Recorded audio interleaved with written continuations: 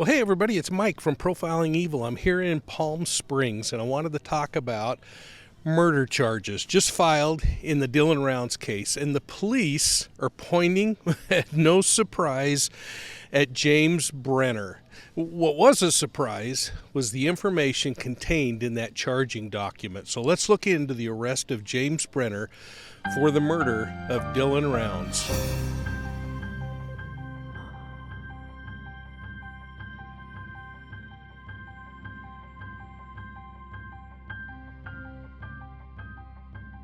Dylan Rounds has been missing since May of 2022.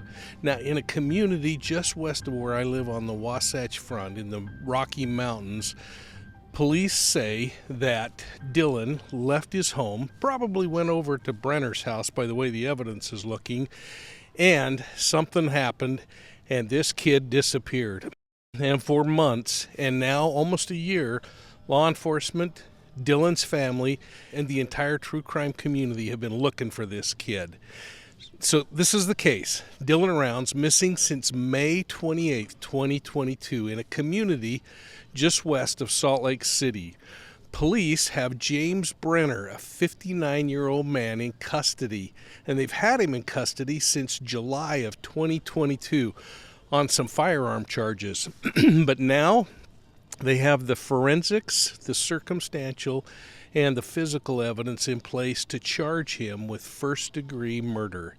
They've also added a charge of desecration of a body. Hey folks, take a moment, hit that like and subscribe button, and ring the bell so you're getting all of our notifications on videos just like this one. And I hope you don't mind me coming from poolside in Palm Springs, California. I'm out here for meetings, and I'm meeting with people from all over the world to talk about geography and things like investigations.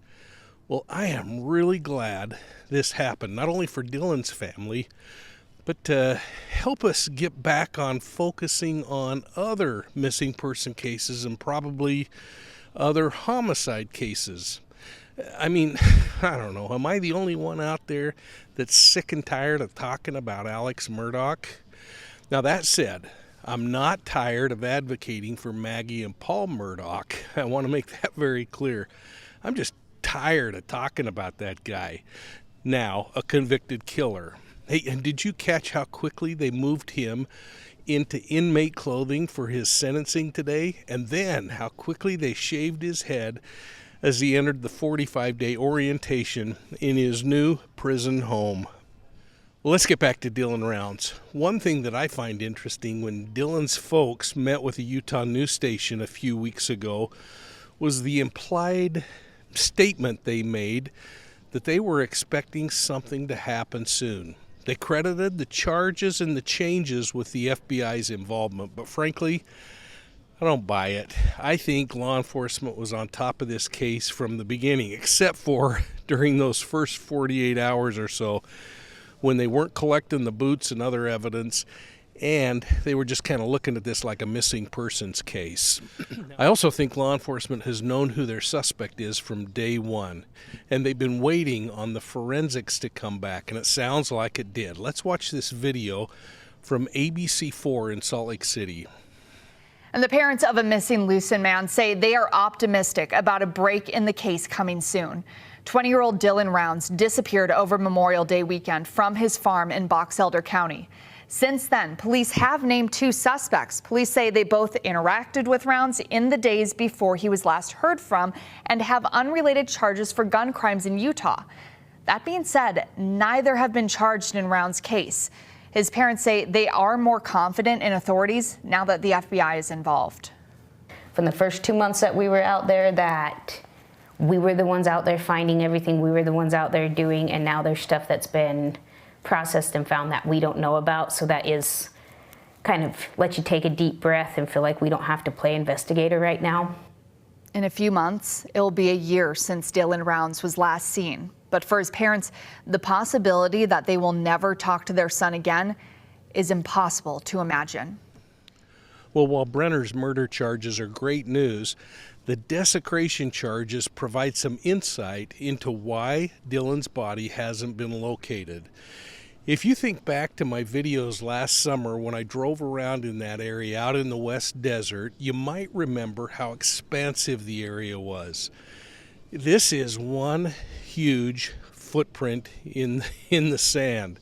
Now, another thing I said as I was driving around last summer was that I really think it was going to boil down to a recreational hiker or a ATV enthusiast or a desert camper to stumble across Dylan's remains in order to find this kid. And keep in mind, predation. That's the scavenging that happens by animals.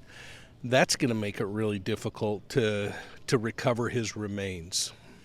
But here's what we know. Police said, despite a thorough investigation and extensive search, the victim's body has not been recovered due to the defendant removing it and concealing it.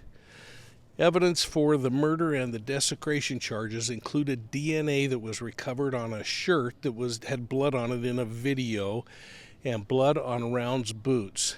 Now think about that, though. That was kind of troubling because those were the same boots that I think initially were overlooked as searchers went out trying to find this kid, not treating it like a homicide, but looking at it as a missing persons case. Now, not only did those boots contain Dylan Round's DNA, but they also included Brenner's DNA, and that, folks, is going to be a really tough piece of evidence for Brenner to overcome, at least based on his alibi statements and other things. Now, there was also some great phone data recovered in this case. If you remember, Dylan Round's phone was recovered over in the Lucin Pond, not far from his home, but a forensic examination of it showed that there was movement on the day that he disappeared, including driving over to the remote property where Brenner was squatting. Now, investigators performed a forensic dump of all the data on the phone, and they found a time-lapse video that showed a timestamp taken at the home over at Brenner's place about the time that Dylan Rounds disappears. Now, the video also showed Brenner with some blood stains on his arms and his shirt as he's cleaning a gun. I don't know how on earth that got on there. Now, I'm wondering if there was an injury or something, and this one's going to be interesting to see how that came about. Now, the shirt, which Brenner is wearing in the video, was analyzed, and not only Dylan's DNA was found on the shirt, but Brenner's. And apparently Brenner made some claims that corroborated the forensic evidence, in addition to making numerous demonstrable false statements to police. In the end, the Box Elder County Sheriff's Office says that they have solid evidence against a man that the U.S. prosecution describes as a violent man with an atrocious history.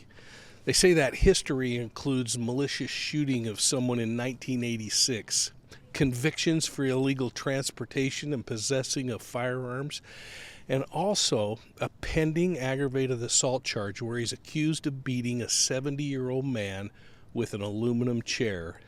This is one mean person. The prosecution's going to argue that Brenner remain in jail until the trial. And I think it's pretty likely they're going to get their wishes there. They've been able to keep him this long. But aren't mobile phones amazing? I think about what happened in the Alec Murdaugh case, and here I am talking about that stupid case again. Think about what happened when Paul took that picture and that video at the kennels with Alec Murdaugh's voice in the background. It took investigators a while to break that code and get into the phone, but once they found it, it became the silver bullet. We may find that Dylan Rounds also recorded his killer and that forensics are going to solve his case. So, from Palm Springs, thanks for tuning in to Profiling Evil, and please enter your thoughts down below on this case, and make sure that you're responding to other comments from other people. Consider joining our channel memberships, and please, folks, hit that like and subscribe button and ring the bell and become a member of Profiling Evil.